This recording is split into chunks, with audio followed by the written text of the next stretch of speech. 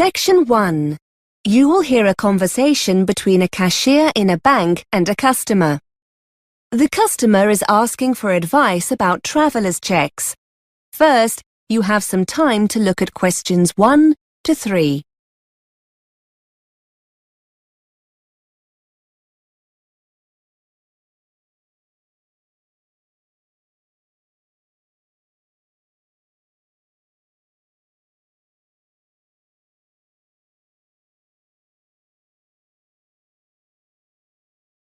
Now we shall begin. You should answer the questions as you listen, because you will not hear the recording a second time. Listen carefully and answer questions 1 to 3. Good morning. How can I help you? Yes, hello. I'm going away on holiday next month and I was wondering if you could give me some advice about traveller's checks. Yes, of course. Where are you off to? Anywhere nice? To France, to Paris for a week. Oh, lovely. So how many checks would you like to order? Well, before I do, are they the best option, traveller's checks? Well, they're certainly safer than taking cash. If they get lost or stolen, they can be replaced, usually within 24 hours. It's a good idea to have a small amount of cash, though, for snacks and taxis, that sort of thing. Yes, that's what I was thinking. What about my credit card? Are there any charges for using it abroad? No, it's debit cards that get charged for ATM withdrawals, not credit cards. And remember, anything you buy with the card might be covered by insurance. So if something you buy turns out to be faulty or... Before you hear more of the conversation, you have some time to look at questions 4 to 10.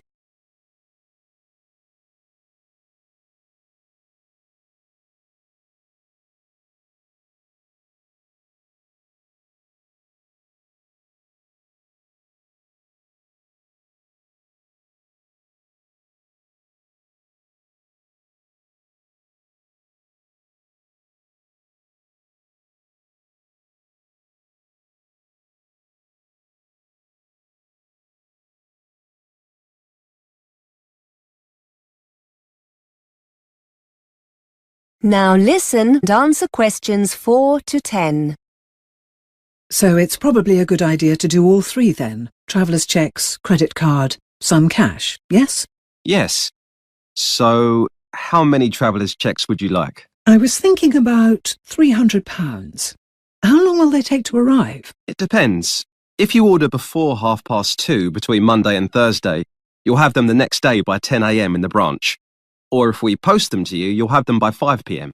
Oh, but I was hoping I could order them today. That's okay. Orders taken at any time on Saturday will be here in the branch at 10 a.m. on Tuesday, or delivered to your home by Tuesday at 1:30. OK, that's all right. I don't mind waiting until then. Can I order them now? Yes. Have you got an account with us? Yes. Here's my credit card. Thanks. Let's just log in and I can place an order for you. Could you confirm your date of birth? 15th of the 3rd, 1975. What's the commission on the checks, by the way? It's 1.5%. That's pretty standard, I think you'll find. And what happens if I don't spend them all? Will I be able to bring them back? Yes, no problem. We buy them back and there are no additional charges or conditions of return. So, would you like me to go ahead and place an order? Yes, please. Would you be coming in to collect them? I don't think I'll have the chance to come into the branch on Tuesday. Could you send them to my house? No problem. Can I just check your address? 54 Tavistock Road? Yes, that's right. Postcode CB1 3LR? That's it, yes. OK.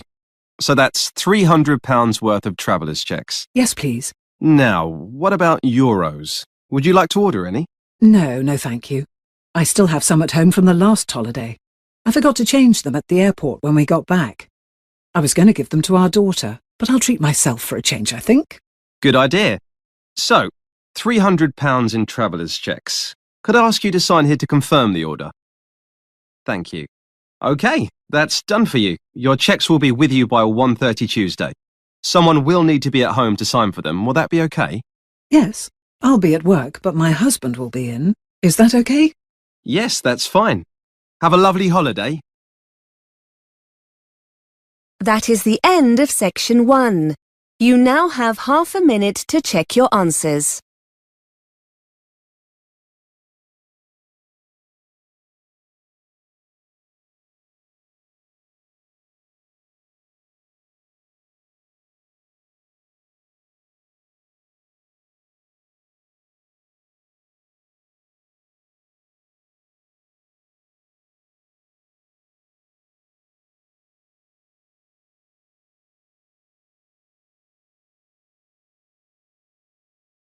Now turn to Section 2.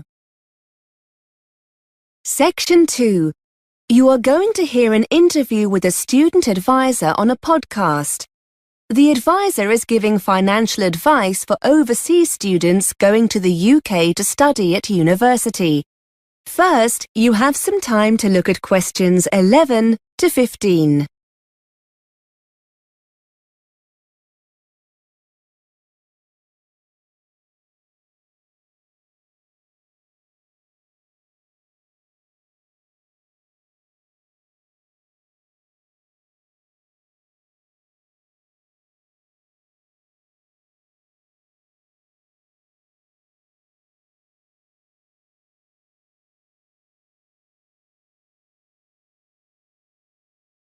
Now listen and answer questions 11 to 15. Welcome to our monthly podcast for overseas students planning to study in the UK. This month we're looking at how to make your money last longer while studying here. And to help us find some bargains, I have Jenny Lubeck from the Student Union. Jenny, students are renowned for being hard up, but there are lots of savings to be made, aren't there? Well, as soon as students start their course at university or college, they'll be able to buy their NUS Extra card. This will enable them to get a wide range of discounts on essentials like books, clothes and eating out. The card only costs about £12 for 1 year, and for about the same amount you can include an ISIC card. The ISIC is an internationally recognised discount card for full-time students. Discount offerings vary and usually include things like travel, guidebooks, music, eating out, that kind of thing. Students are told all about this when they start their studies, but if your listeners want to find out more about these cards before they arrive, I've put some details of websites on the podcast page. Now, travel costs can mount up for students, can't they? I know the ISIC card is useful here, but are there any other things students should be aware of? Understandably, lots of overseas students like to take the opportunity to travel around the country whilst they're in the UK, and for this reason, I'd strongly recommend they invest in a young person's rail card. To be eligible, you need to be between 16 and 25. Mature students over the age of 25 can also apply, so long as they're in full-time education. You can buy a 1-year or 3-year card, and it gives you a third off rail journeys across the UK. The card also gives you access to competitions and things like theatre discounts and holiday offers. At the moment, a 1-year card costs £28 and it's £65 for a 3-year card. Before you hear more of the interview, you have some time to look at questions 16 to 20.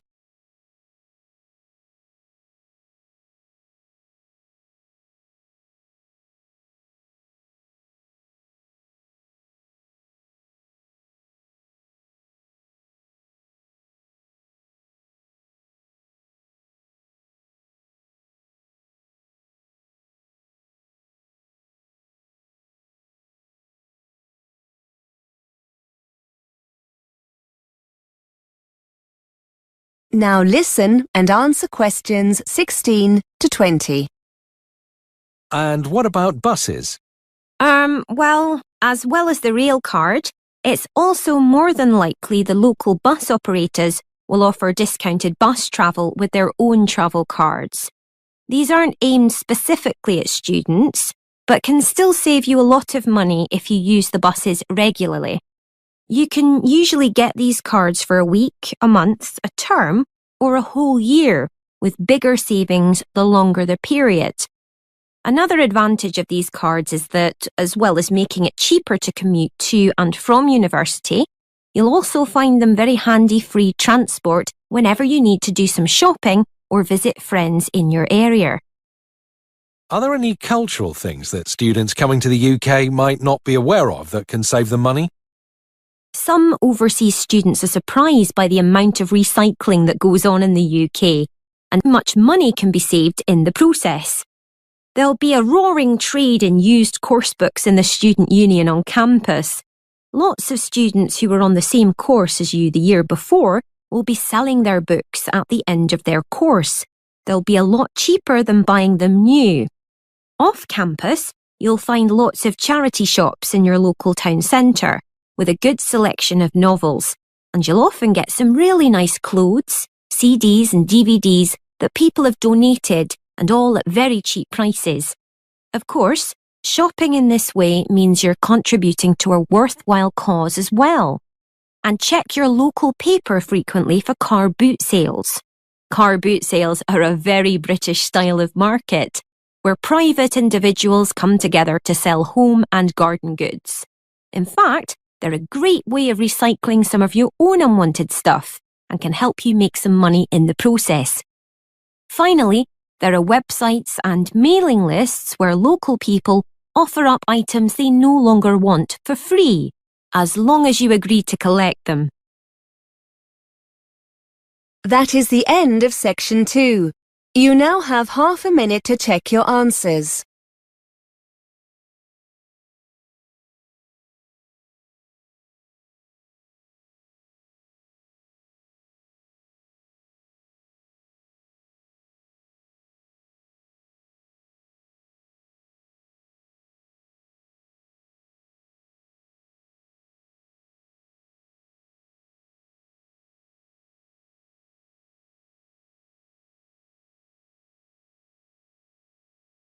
Now turn to section 3. Section 3. You will hear a tutor answering students' questions about using the college intranet. First, you have some time to look at questions 21 to 25.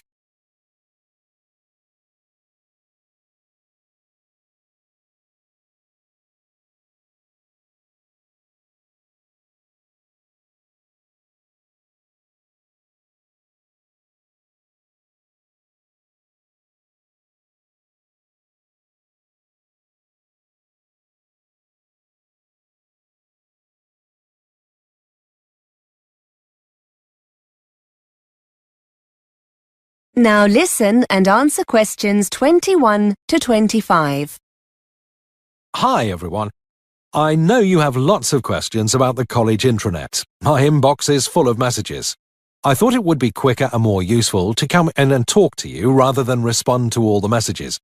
I'm happy to answer, or try and answer, any questions you have about how to use it when we'll be making things available online. I'm the ICT champion for the department, so hopefully I'll be able to help. Yes, Mark, fire away.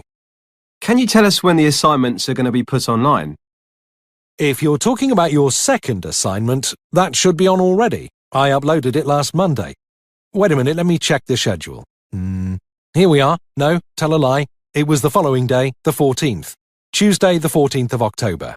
Have you logged into the intranet yet? No. If the assignment's there, I'll download it after we've finished. Are you putting all the assignments up? Yes, I've been waiting for your subject tutors to email them to me. As soon as I have them all, I'll put them online. There's a deadline of the 24th of November. All course assignments need to be online by then. That's college policy for all staff, so they'll be there then for sure. Will there be anything else? Timetables, trip information, that kind of thing? Only there wasn't much online for our course last term.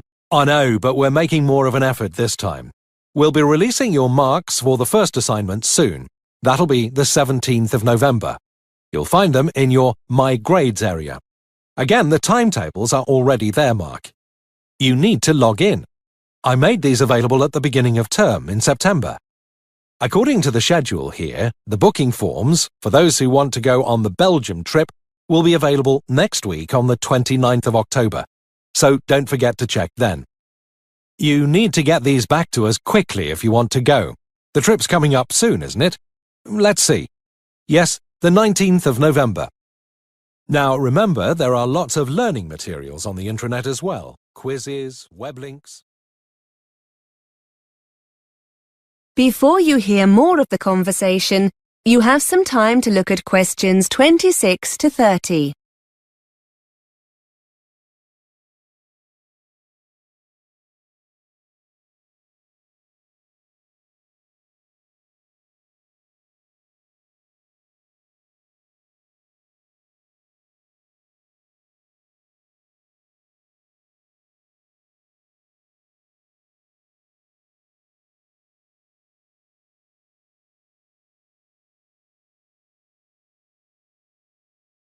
Now listen and answer questions 26 to 30. Sir, wouldn't it be easier if we were just given the documents, so we don't have to go online to get them? I know it seems a little frustrating, Claire, but we're doing it this way for a good reason.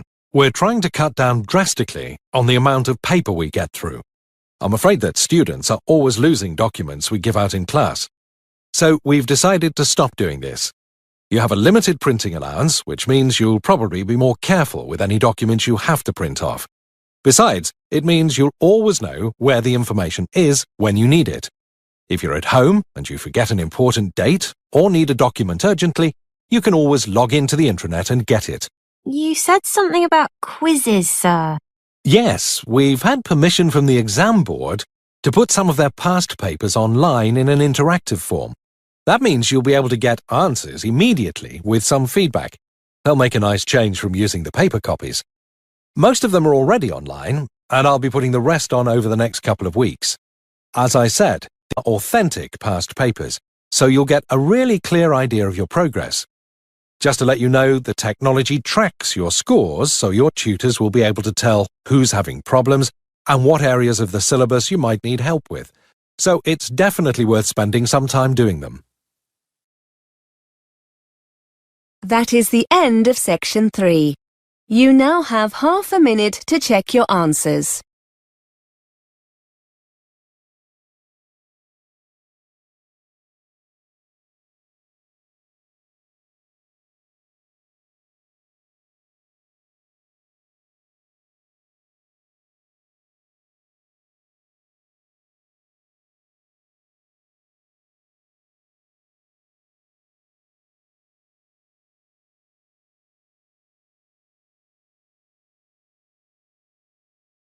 Now turn to section 4.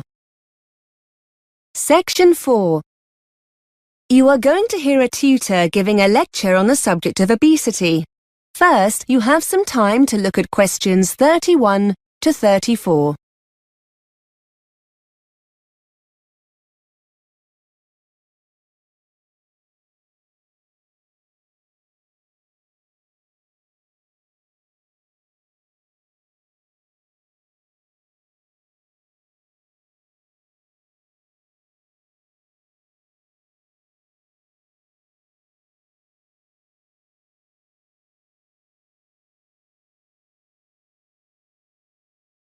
Now listen and answer questions 31 to 34. Good afternoon. Today we're continuing our investigation into obesity. We've looked at several factors causing obesity, including lack of exercise and a general sedentary lifestyle, and the role the media plays in promoting the consumption of high-calorific food. In the coming weeks, we'll go on to examine serious eating disorders, such as anorexia nervosa and bulimia nervosa. The decline in formal eating times within the family and the subsequent increase in the degree of snacking that takes place have had a significant effect on obesity. Today, we're going to turn our attention to an example of this, what has been termed emotional hunger or emotional eating, as opposed to the consumption of food to satisfy physical need. Studies have uncovered how our emotional state can lead to us eating more than we physically need. It was originally believed that negative emotions brought on through depression or anxiety were the main cause of this. But it is now acknowledged that positive emotions can have a similar effect on our eating habits. Not everyone is susceptible to emotional eating, and even those who do suffer have highly individual symptoms. However, there are common themes. It seems that people who are already overweight are more susceptible to emotional eating when suffering negative emotions than those who are underweight. Equally, excessive eating of this kind can happen during or after happy events, when larger meals than normal tend to be eaten. Before you hear more of the lecture, you have some time to look at questions 35 to 40.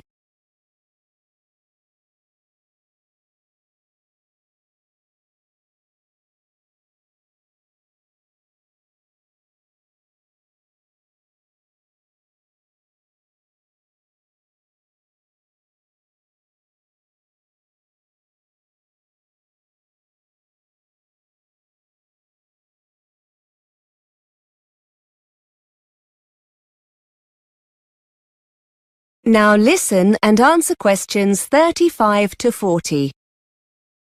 So, what are the signs that someone is eating to satisfy an emotional stimulus? Well, there are several differences between emotional and physical hunger. Those experiencing emotional hunger will feel the urge to eat all of a sudden. This compares to the gradual sensation of hunger that occurs with a physical stimulus. Interestingly, and I'm sure many of you will recognize this, when you're eating to satisfy an emotional need for food, the craving will often be for a specific item, like a pizza or something sweet like ice cream. In this kind of situation, nothing else will really satisfy the craving. When the urge to eat is driven by a physical need, you're far less bothered about what you eat. Emotional hunger makes the individual feel the craving must be satisfied immediately by whatever the specific kind of food is. I'm sure we've all experienced that feeling. I must have some chocolate now. In contrast, the need to satisfy sensations of physical hunger seems less urgent. Emotional eaters will carry on eating even when they're full. A person eating to satisfy a physical hunger will be more likely to stop. Finally, and probably not surprisingly, feelings of guilt often follow emotional eating, but not when eating normally. This has serious consequences for those working with patients suffering with obesity. One way to deal with this is to educate sufferers into understanding the different symptoms of physical and emotional hunger, and to try to help them identify the pressure points during a typical day when daily stresses occur. Being conscious of one's eating habits is the first step in dealing with the problem. That is the end of section 4. You now have half a minute to check your answers.